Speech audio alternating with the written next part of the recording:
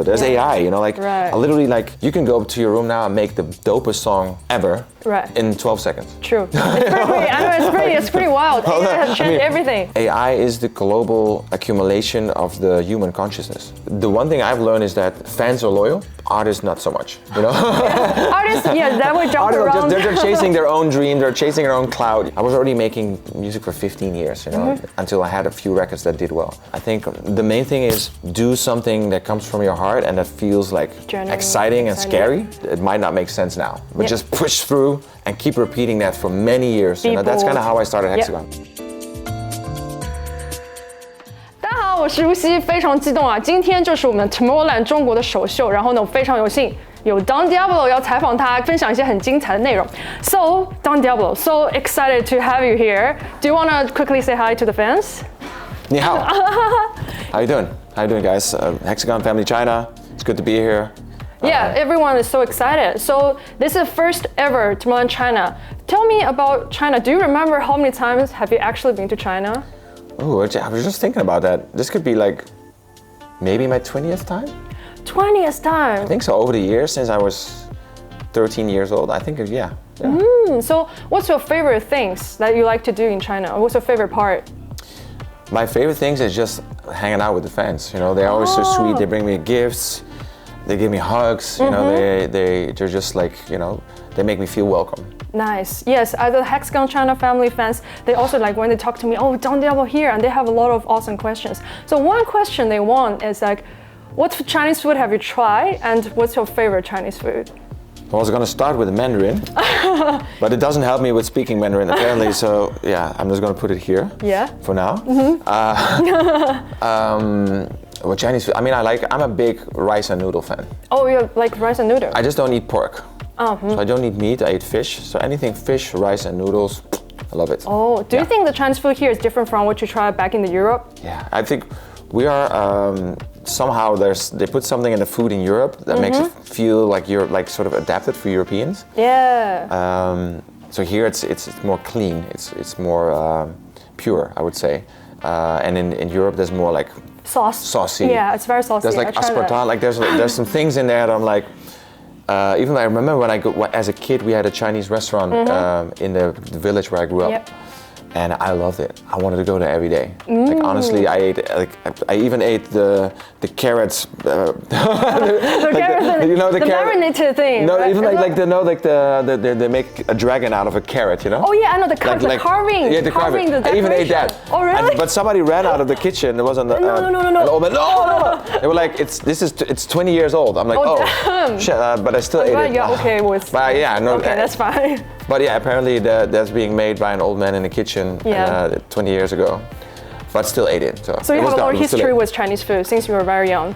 Yeah. I mean, I love Chinese food. But I love noodles. I love rice. Put some fish in it. I'm good to go. Awesome, amazing. I'm glad you like Chinese food. This is the best place. Like you can try all the legit Chinese food. I also had to practice the chopsticks and everything. Oh, so. I believe like you probably. I'm good at it now. Yeah. Okay. Actually, I was taught by a gentleman who looked like Mr. Miyagi in the plane. Oh, really? Because he saw me like when I was like early 20. I was in the plane just figuring out how does this work, and he gave me like this sort of really like spiritual lesson. Sat together, and everybody was sleeping around us in the plane. I was still in the back, in the middle of economy, just trying to figure out like this in the middle.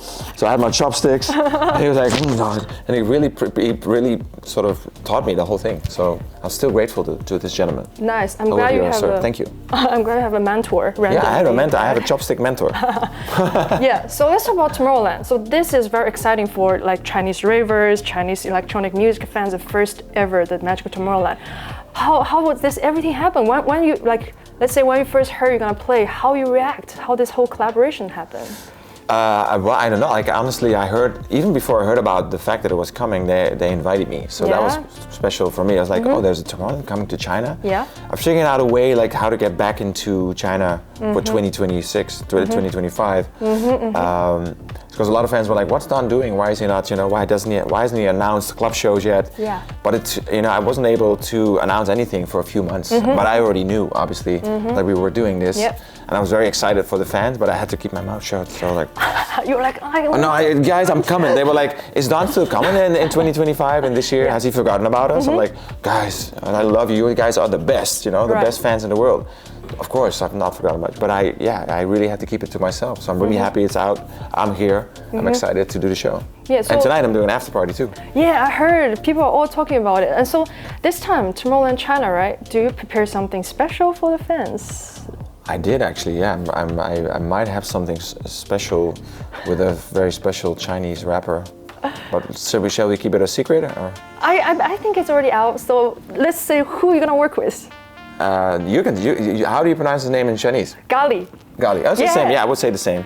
So yeah, it actually means curry, like the food. It's gali. Really? Yeah, okay, that's it. Yeah. There you go. No, yeah, they proposed me a few different artists, and I immediately was drawn to Gali. I was like, okay, this is gonna work. I think the main thing is when you come into a different culture, you have to stand your own ground. Like I think the main thing is. A lot of people don't like it when people start doing things in Chinese because I come from where I am and they're excited for you to do you, right? If you just start doing like whatever people do over here, that might feel a little bit off. So I think the main thing for me was like, okay, there's Gali, he's already rapping in Mandarin, so I think the main thing then for me was to bring my sound, my flavor, the Don Diablo future sound to that, to that specific song. And I think we succeeded well. It was really, I think I was the first one to finish it. And it sort of served as an example for other artists, like this is what you can do with a Chinese artist. So I think we were leading by example. So I'm very excited about it, and yeah, today we will do a special performance and tomorrow. So how's your experience collaborating with like Chinese artists? Is something like different? Anything that you think is like smooth? I think the main thing is I have no idea what he's talking about, Oh, okay. So that really gave me a little bit of a challenge. But other than that, I think this is good. Like music is where cultures collide, and I think, we all speak the same language. So it's not that different. For me I just made a record with a big American rapper in my house in Los Angeles. It's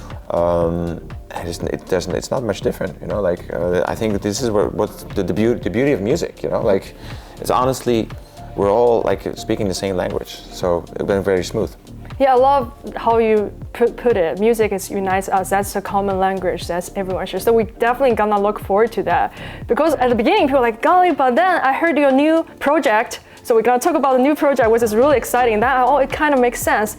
The Control-Alt-Delete. Yeah. That's really, I feel like 2025 is such an interesting year for you. You're coming, right? You're coming to the Magic Tomorrowland, the first Tomorrowland in China, and you have Control-Delete. And then we're gonna talk about something else. So Control-Delete, tell us about this new project, if they don't know about it. You know what, I feel like it was important for fans to, like, especially around the world, especially now, because things are blowing up. I went from 20,000 to almost 1 million followers on TikTok this year. So I think a lot of new fans are discovering Don Diablo. So I think it was very important for them to understand, like, what is Don Diablo? So Don Diablo he makes house music, futuristic sounding house music, right? So also, like for any promoter around the world, they want to know, like we're living in an era where people want to have clarity what's going on. So, but I've always had this love for drum and bass. So I felt like instead of like trying to mix all of these different acts and sounds, why not make it clear Don Diablo plays futuristic house music, maybe 1 or 2 drum and bass records on a festival, you never know. And then, as Control-Alt-Delete, I really wanted to Control-Alt-Delete my alter ego Don Diablo and start, new and do something. Okay, got it. So it's totally separate new project from start. Yeah. So it's me. I'm not hiding. I'm not wearing a bucket on my head. There's no. It's me. But like, I did my first shows during Amsterdam Dance Event last month. Back to back with Friction. It's a very, very respected UK drum and bass DJ. As well as I was invited by Netsky to do a drum and bass set. So for me, it's a new experience. It's exciting. At the same time, I'm like, what the hell am I getting myself into? Why am I doing this? It's more work, but that's me. I just like to work hard and I like to give fans like different experiences. So how's the production journey? How is it different? Because you were known for Future House. Even in China, a lot of fans still think you're like one of the really leading figures Future House, and now you're starting this new drum and bass, like from this transition production. How is it different? Do you ever face any challenge, or is it kind of smooth? I mean, the fans know I already played a lot of drum and bass in my sets for the last year. So I mean, even since I was a kid, I've been making drum and bass. I've been hanging out with since you were a kid, you making house and drum and bass. Okay. Always. If you go back into my discography, you will find a couple of drum and bass records. But like, I think the main thing is whether it's, you can always hear it's me, because everything I do is based around the future, right? So the drum and bass sounds futuristic. You know, I'm making some big pop records in America right now for my new album. I'm bringing in some big pop stars, you know, but they're still gonna come into my world. It will sound futuristic, and whether it's a future pop, future house, future drum and bass, future techno, you know, there's a lot of things that like you can still hear the Don Diablo production. You know, all of my special tricks, that, you know, and I think that unites it all. I think when you put it all into one world, it would still live together. I got it. So it's your signature sound. It's not defined by any genre. It's the future feeling that's just from Don Diablo. Exactly. Yeah. When I make drum and bass, I try to make that drum and bass feel exciting and like it's from the future. The same with pop records, or even, you know, I've been making some harder techno records, so I might be doing something with that next year. I'm just expressing myself as an artist, but I'm trying to create this world. But I think within that world, I'm becoming a little bit schizophrenic. That means, you know, like, I'm creating my own Avengers. You know, like they're all like, they all have their own superpower, and there's no confusion. So, but I think at the same time they will all live under one roof, and they will all go out together as the Avengers to attack whatever's going out, whatever evil is out there in the world. You know, I'm on a mission to keep pushing electronic music forward, to keep coming with innovating sounds, and in order to do that, I had to create my own Avengers. Wow, that's really lovely. It's basically, you are using music to express yourself. And it's different approach and different tool. It's all pretty consistent. I think that's it. Like, I'm still, like, every day I wake up, I'm excited, and I want to work hard, and I want to create, and I want to do a lot, you know? And I think especially now, people are like, music is consumed in a different way, right? Right, it's totally different with like, I'm glad like social media I brought up, it's different. It's different. People need 15 seconds. 15 seconds and then it hits or it doesn't hit. But I think the main thing is, for me, this allows me to create a world. Within that world, I can find my peace. You know, like, even like tonight, like I'm gonna be doing a 1 hour set at Tomorrowland, but then luckily I have an after party where I get to play like at least 2 hours, you know? So for the fans, I can go a little bit more in depth. I think that's the main thing for me. I think we will transition from a place where people are like, where artists are making songs into, and I'm trying to take the lead, I guess, into building worlds. So I'm looking forward to like next year to do a 1 hour YouTube movie, you know, like with just unreleased Don Diablo music, unreleased Control Delete music, unreleased lo-fi music, because I'm doing a lo-fi project just for kids to study to like, maybe you have your parents visiting, maybe you're thinking about life, maybe you're you know, struggling mentally, and then you can put on, you know, that type of music. I love lo-fi music because it allows space in your brain for your own thoughts, right? Right, it's perfect for studying, like working, concentrate. But I'm trying to elevate even that genre. I'm trying to figure out like, okay, what can future lo-fi. I mean, what can I add to that genre, like from my point of view as a producer, as a musician, you know, building these, you know, different types of sounds, you know, and that's what excites me. And I think, but they all live in that world, and I think, they all have their own personalities, but they all come from one common place. And it's the journey you're gonna build for the people to experience, and it's very.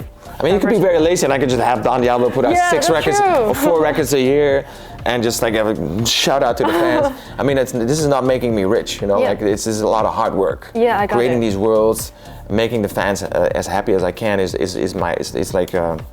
It's my journey, but also my mission, you know?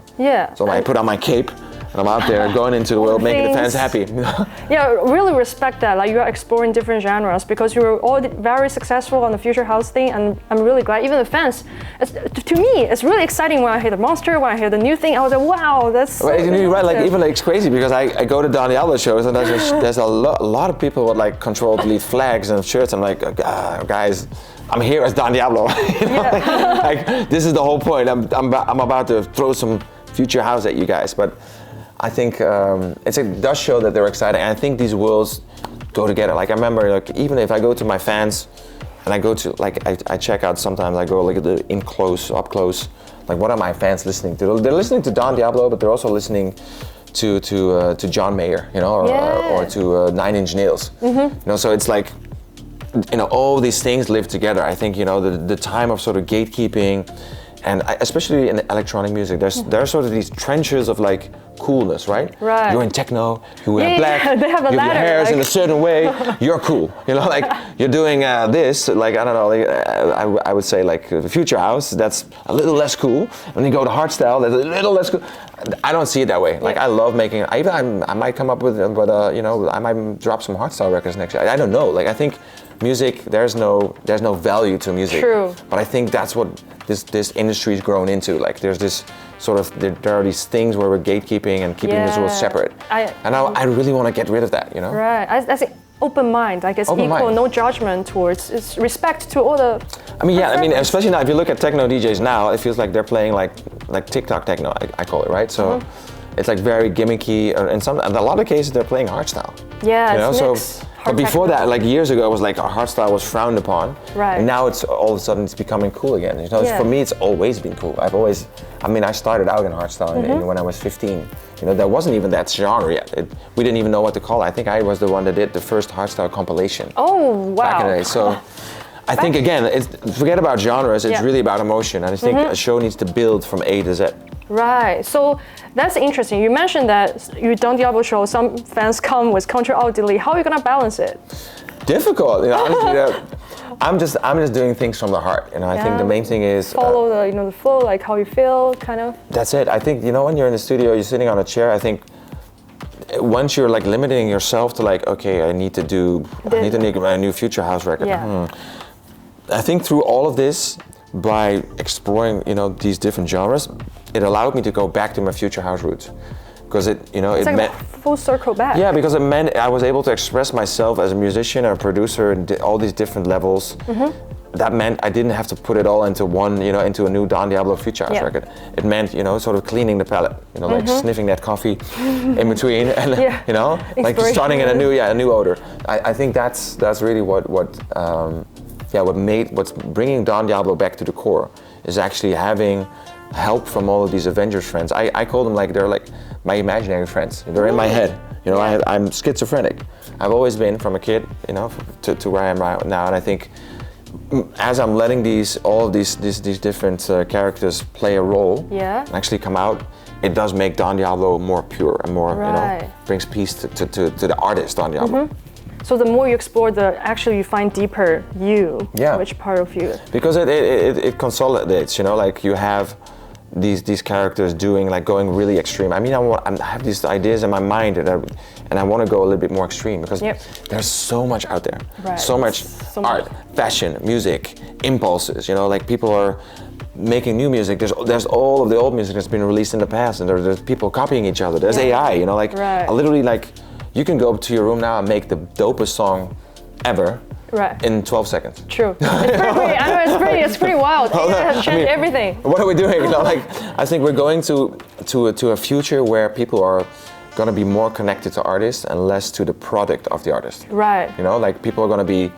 I think that's why it's going to be hard for new artists, new people coming into the scene is going to be harder because you need to build that world. You need to have a bigger vision than just a song. You know? Yeah. You need to have that emotional connection with your fans. I'm glad you brought AI up because I was going to ask you, but I already answered that question. And I really love the way you put it. In the future, artists, what's important is really the personal connection that AI cannot replace, right? I think that's it. I think that AI is just tech, you know, like I think whether you prompt it or you take a sample from Splice or you sample a record from the 70s or you do anything, you know, like I think a lot of electronic music is based on what already happened in the past. Yeah. So I don't know why we're being so hypocritical about like using AI because everything we're doing is already based on something that happened in the past. True. You know? Yeah. So I think AI is the global accumulation of the human consciousness. Wow, that's a great way to put it. So so I think we are already there. Yeah. This is already the most, like, you sitting in your bedroom prompting something doesn't make you an artist. True. You know, it means you could prompt a song. Yeah. And I think somewhere in the future our kids will be like, oh, people really went into studios tweak the and they were like literally sitting there together, and then with a pen and paper and writing. And then with somebody would pull up a guitar and or like a keyboard, that would be one guy sitting behind his computer, working 12 weeks on creating 3 minutes of music that was, not that good, like honestly. And now there's like my kids are, would be, I don't have kids, but like kids in the future would be making music in 12 seconds that sounds better than what would happen in the past. So I think with anything, it's like photography, right? Like you have your iPhone in your pocket and you take a picture, you put a filter on it, it looks great. Yeah. It has depth, you do portrait mode, boom. Before they have to tweak it. Yeah, I mean, at the end of the day, we're all photographers, we're all musicians. I think we're getting to that point, like where the craft is changing and competition is getting bigger. And I think, yes, it's not great for people who have they have been working to get better at their profession their whole life. But at the same time, it does make it more democratic because you don't need the money or the technical know-how to be creative. Yeah, true. It's lower the entry point to allow people to actually experience. I mean, and the way you should use AI is as a tool, as a part of your team, right? Like, take things from it and then make it your own. I think fully creating with AI obviously that's I mean, if you're really good at prompting, kudos for that, but I think we're not there yet, but we might get there, and it's coming very soon. And this goes for anything. It goes even for people in your office, right? This could be, you could replace your assistant like that. Right, like you're coding everything, management, stuff. Everything, like translate anything. Okay, cool. I'm really glad the Control Alt Delete project are very exciting, and this is one big thing this year, and also Hexagon 10-year anniversary. Here we go. That's also wild. Look back 10 years. How do you feel about? What's like some memories? What do you think? Like Hexagon, how do you describe that 10 years? First of all, it seemed like yesterday. It seemed like I just started at Hexagon yesterday. I remember when I started it, I was talking to the main label at the time. They were like, I wouldn't start my own label. It's not the market for it. Yep. And then I got one shot. They were like, you can drop one record, and then if that record does okay, then let's see. And that record ended up, I think it was 9 weeks, #1 Beatport main chart, and it was the single biggest selling record on the platform that year. I think in that week number one. Damn, you prove yourself so strong. Like I can do this. I think I went into the label like it's #1. It's still #1. It's like it's there for 9 weeks. It's the biggest selling record of that year. Like, what are we doing? And they're like, okay, you get it. But I think it gave me a lot of freedom to manifest and build my own world and make that music that I was excited about, but at the same time launch a lot of careers for others. Yeah, that's really, really nice. But I think that chapter's been, I think the next, because obviously I think the one thing I've learned is that fans are loyal. Yeah. Artists not so much. Artists, that would jump around. They're chasing their own dream, they're chasing their own cloud, they're like, once you build their success, they're off to the next thing. You're like, thank you very much, I'm off to the next. Right. Wherever they can make money, wherever they can chase more clout, they will chase that, and that's fine.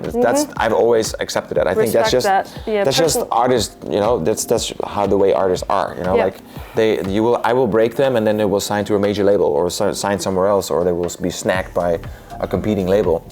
I think that's fine. That was part of the journey. I think I'm very excited. We did so many big records for so many exciting new artists. I think moving into the future, I also want to use Hexagon as a platform for my own adventures. For my own projects, whether it's Zuna Lo-Fi, Control Alt Delete.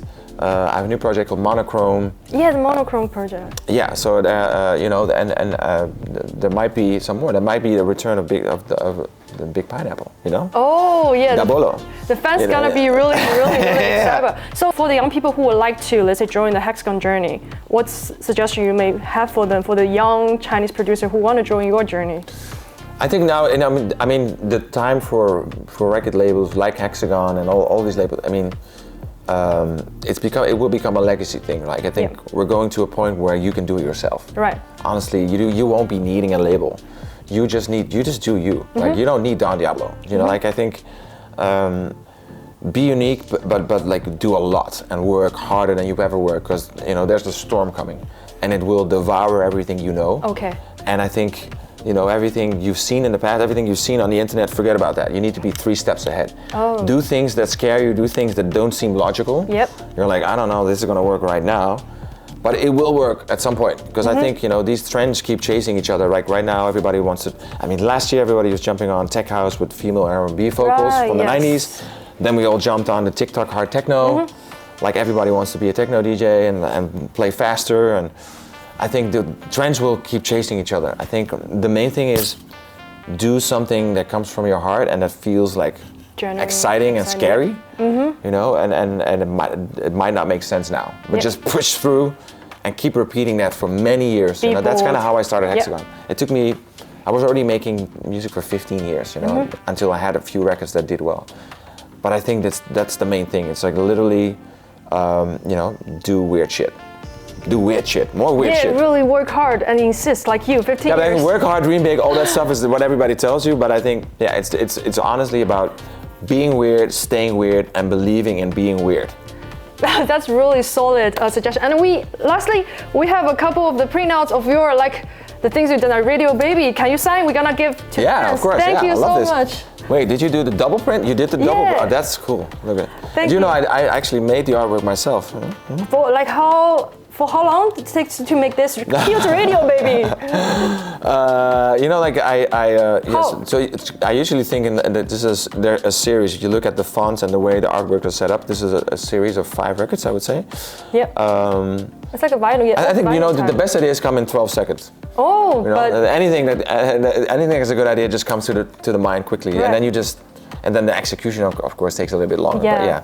But I think. But you made this. This is amazing. It looks fantastic. I think the main thing is, I like things to be iconic. You know, like something you can remember. Yeah. And I think this, you know, I think everybody should go home, grab your child, give him a radio. Give a radio, and hey, let's go ready.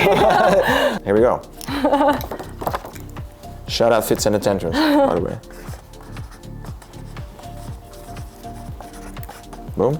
Yes. Yeah. Wow, awesome. So you can choose. You can hang the one that's signed or not signed on the wall. There's a clean one still. Boom. Okay, three winners. Then for the 3 person gonna recreate this. 3 winners. I want to read it as Radio Babies. Doesn't matter if you're 93 or 3 months old. You know what to do. Awesome. Thank you. So, any last word for the Chinese fans? 谢谢. Ni hao. And thank you guys so much for everything over the years. I'm excited. Hexagon Family China. I see you guys. We're gonna rave out. It's gonna be next year will be the best, the biggest year. Thank you for staying with me. I love you guys. We'll see you somewhere in China. We might be back rather sooner than later. Love you guys. Oh, excellent. Thank you so much. 谢谢大家很感谢 Don Diablo 他 Tomorrowland 的首秀马上就要来，我们一起来期待吧。Mandarin. Bye.